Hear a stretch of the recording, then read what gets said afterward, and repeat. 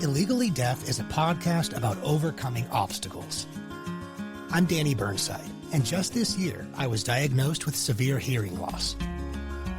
Oh, did I mention I'm a professional Hollywood voice actor? Funny how that goes. I've made the decision to own my disability and interview remarkable guests who are thriving in light of being disabled. Welcome to the Illegally Deaf podcast. Hey, Karen, so nice to speak to you. It's my pleasure, Danny. How are you? Very well. Thank you so much for your time today. I really appreciate it. Of course. How's everything going? Being flexible and moving it for Of course. Hey, my pleasure. Again, I really appreciate your time today, so my pleasure to make it work. Great. It was very important at 4 o'clock. I'm a New York Knicks basketball fan, and it's hopefully the last game against the Sixers. You are so funny. I'm a huge sports fan, so you better believe I will be following that action as well. That is hilarious, Karen. And good for. Oh no, the game starts at 4. I need to change my meeting. I will get us both out of here by then. How about that? Great, perfect. And also good for you guys because it's been a little while as a Knicks sports fan, but you guys got a great squad and moving in the right direction. Good momentum. Let's hope so. I mean, I'm a long-suffering New York fan. Exactly. Let's hope so. Exactly. So guys, I'll jump right into it. My guest today is a senior global leader with extensive experience building DEIA best practices for several Fortune 500 companies, including formerly serving as the Senior Vice President, DEI North America, Warner Brother Discovery, Senior Vice President, Talent Development and Inclusion, NBC Universal, and the rest of her resume is just as impressive. Loud Pain Entertainment, IDT Animation, Nickelodeon Productions. Really impressive, but above all else, guys, at her true core, she is an ally for all underrepresented communities. So happy to have you here, Miss Karen Horne. Thank you, Danny. It's my pleasure. Thank you for having me. Karen and I kind of met at an event that I spoke to you all about through the TV Academy, the power of TV ensuring authentic disability inclusion. Actually, Karen was the moderator for that event. So Karen, how did you get involved with that event in the first place, and how did you eventually become the moderator? I have a long history of working with an organization called Respectability. I'm on their board, and Lauren, who was on the panel as well, I believe she was one of the people who organized the panel with the Academy and suggested that I moderate the board. So, moderate panels. Like you said, it's something I really believe in. It's people who, helping underrepresented people is something that I've done and built my entire career over and with. And so I jumped at the opportunity. Some of the stats blew my mind. Mm-hmm. 1 in 4 people have a disability, at least 1 in 4. And I think that number probably goes way up when we include or try to include people who don't disclose their disabilities, disabilities that are not seen. 1 in 4 people have a disability. It's the biggest, it is the biggest minority, if you will, group that there is. And you're right, that group is woefully underrepresented in film and television. Why are you interested in advocating for the disabled kind of in the first place? You know what I mean? Like, what motivates you, Karen? It's the same as the reasons why I advocate, for people of color, for LGBTQ population. Everyone's story should be heard. I think and if we're looking at just the case of people with disability, if you quote unquote normalize seeing people with disabilities, if you show that, a person in a wheelchair is a husband, is a wife, is a father, is a mother, is a daughter, is a lover, is an asshole. I'm sorry I'm from Jersey, so I love it. And it's true. We're all of those things, disabled included. We're all of those things. Exactly. They're lovers, they're whatever. And if you show that, then people I believe, don't get discriminated as often. And the reason for representation is simply so our stories can be told, and also that people are treated fairly and equally. If we see it, we know that, if we see it, it's not foreign to us. True representation, and not just representation that is, just if you see a person in a wheelchair, that their story line or their character is solely, based on that wheelchair, then when you run into someone on the street, then you often will say, oh, they're just like me. What's your realistic impression of how LA has changed, maybe just the industry at large has changed just over the course of your career as it pertains to inclusivity? Wow, that pendulum swings back and forth quite a bit. Sure. When I first started in the industry, there was not even this, DEI wasn't a discussion. It wasn't a thing at all. When I would, point out, maybe we shouldn't say that or do that because it doesn't seem like that's the right thing. I would always try to talk about it from like, a character's point of view or a business, point of view, or what if they said that about this, and then someone could, making it so someone could understand why it wasn't right to say or do what the character or story was doing. I know that, diversity helps build our businesses, makes our business stronger. And quite honestly, I look at this as a business imperative and not as a moral objective, because when we start looking at it as moral objectives, that's when people can feel like it can be dismissed. So for me, when you look at it as a business imperative, there was just recently a report, about $31 billion being left on the table in the entertainment industry each year. I don't know any other industry that would knowingly forfeit $31 billion a year. Wow. And that's because a lack of diversity, and diversity includes people with disability and, all the other groups as well. Some folks with disability may not be as familiar with seeing the A attached to the end, to DEIA. Mm-hmm. They may just see Mm-hmm. DEI. So could you just educate those of us that don't know how does the A, how do those with disabilities, how do we fit into DEIA? Well, the A is access. And when I speak on this, talk about the DEIA of it, because that is, like I said, it's the largest group of diversity, right? And you can't be inclusive if you are not providing access for all. So the diversity, equity is how we become inclusive, and plus the access is how we become an inclusive, not just industry, but society. Like the A part of it not only helps people with disabilities, but helps us all. I mean, as a person, as a mom, when my children were younger and I had them in and strollers, the divots in the sidewalks helped me tremendously. The divots that were made for wheelchairs helped me as a mom. I am pretty clumsy from time to time and have broken quite a few bones.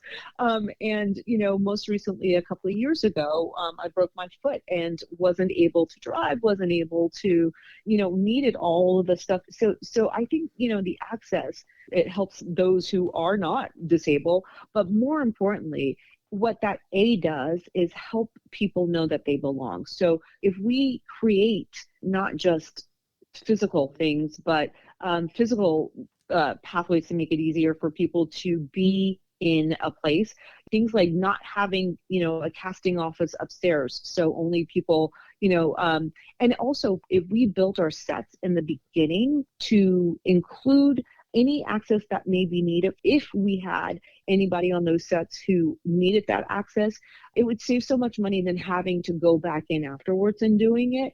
It is thinking before ahead of time to be inclusive for any group that needs it, as opposed to just going back in and doing something afterwards. Okay, without incriminating anybody, what factors hold that back?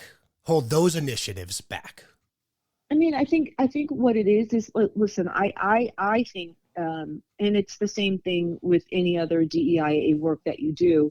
First of all, people look at it as financial, and like I just said, it's cheaper to do it ahead of time. Like I think, now, like you wouldn't think of building a sidewalk without having that. There's probably a word for it that I don't know what it is, but without having that divot there for wheelchair access, you wouldn't think about doing it now. It's just part of it. It's not any more expensive to do that. if you make sure that that every building that is built has accommodations to allow everybody to have an equal opportunity to work there beforehand, you don't have to go in and fix it afterwards. So I think that if anything holds it back, it's sometimes people look at it and think that there's a cost associated with it, and there is not. Oftentimes, what holds people back from being more inclusive is just that they don't know. They don't know better. They don't know that there are people who are super talented that may not look like them and deserve an opportunity. And that, that is, some of the work that I've done and, throughout my career is exposing those talented people who don't necessarily look like the people who pull the strings and say yes all the time, and giving them opportunities where none existed before.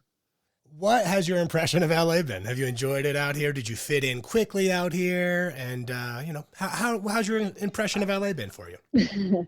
I moved here right out of college, and I moved here in the easiest way possible. I worked for a rising star in the industry, certainly at ABC at the time, a rising star who was made president of ABC Entertainment, and he wanted me. I worked for him in New York, and he wanted me to move with him to Los Angeles.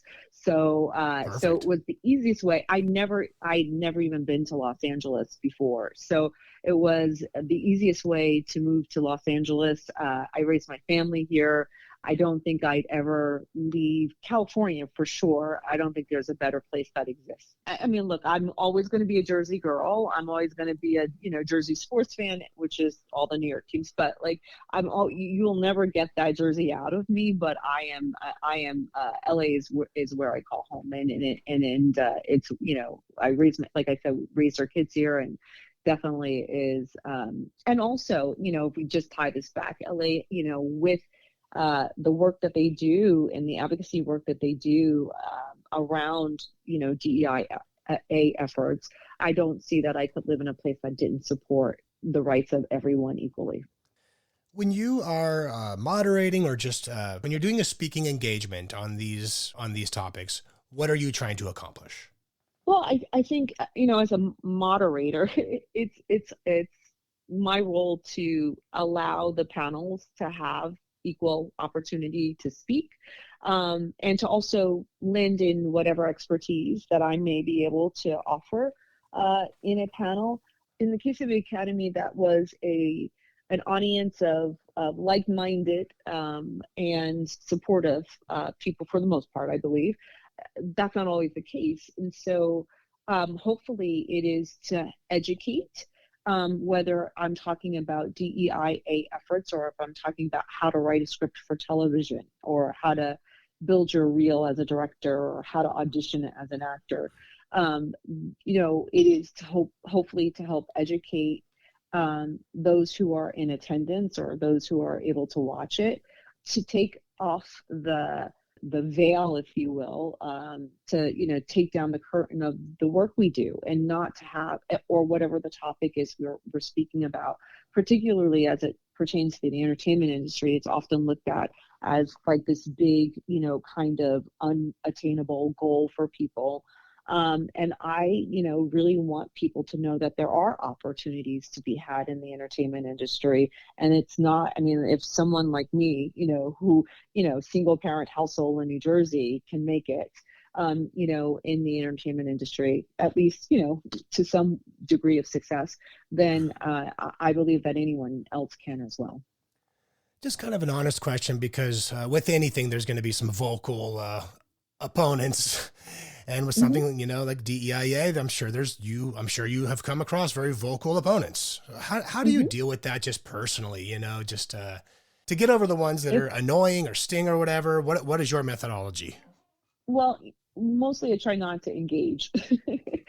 I can't convince people if they don't want to see. I can't make people see who don't want to see that everybody has a right, and everybody has, anybody who works hard and are truly talented has every right to the same opportunities.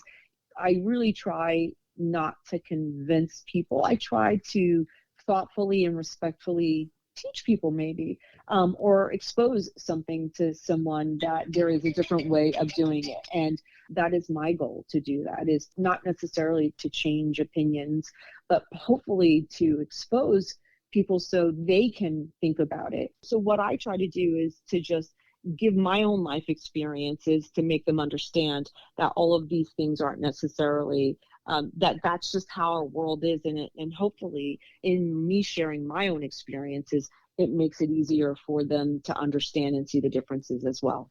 Do you observe any differences in younger generations? My kids teach me a lot all the time. They teach me things much to my chagrin.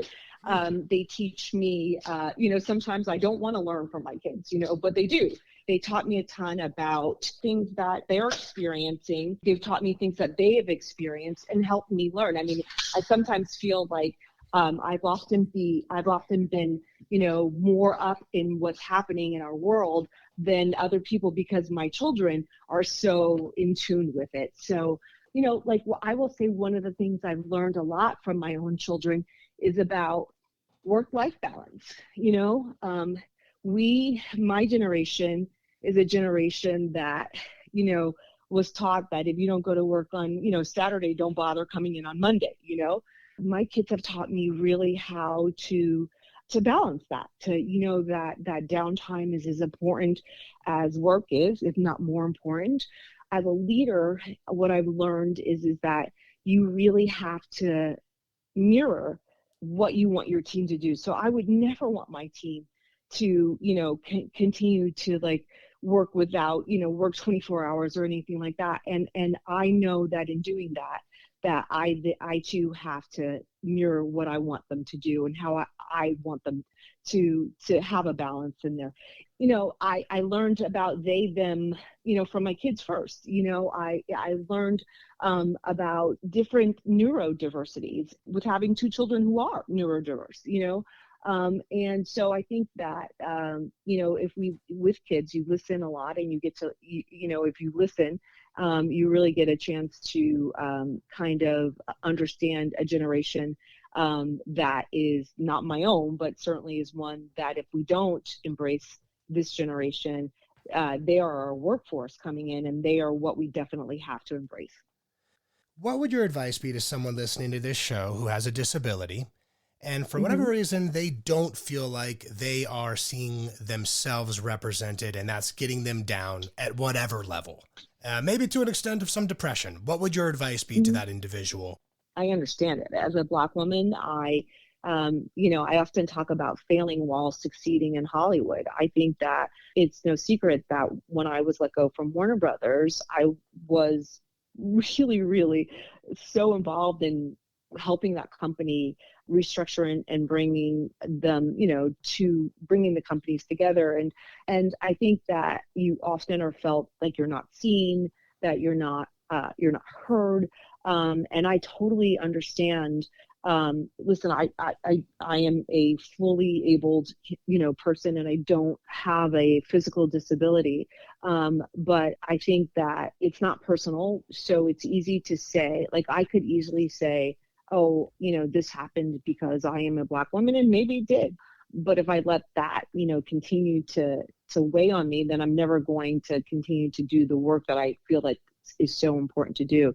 I think that if a person with a disability who is feeling like they're not seen or they're not being heard, depending on what it is you're trying to do, if you're trying to be an executive, if you're trying to be a creator, I will say to you, just make sure that your work is great. You know what I mean? Make sure your work is undeniably great. And when that happens, it takes a long time, but don't give up, because the minute that it changes for you, it changes for so many other people. So for me, there are many times that I felt like I wanted to give up on this, but I know that my success will guarantee the success of other people as well. And I would urge that anyone who really believes in this work, in whatever work they're doing, and they really, really have dedicated themselves and they're doing a good job at it, because this is what I want to say, Danny, just because you can write a script doesn't mean that your script is good, right? Mm-hmm.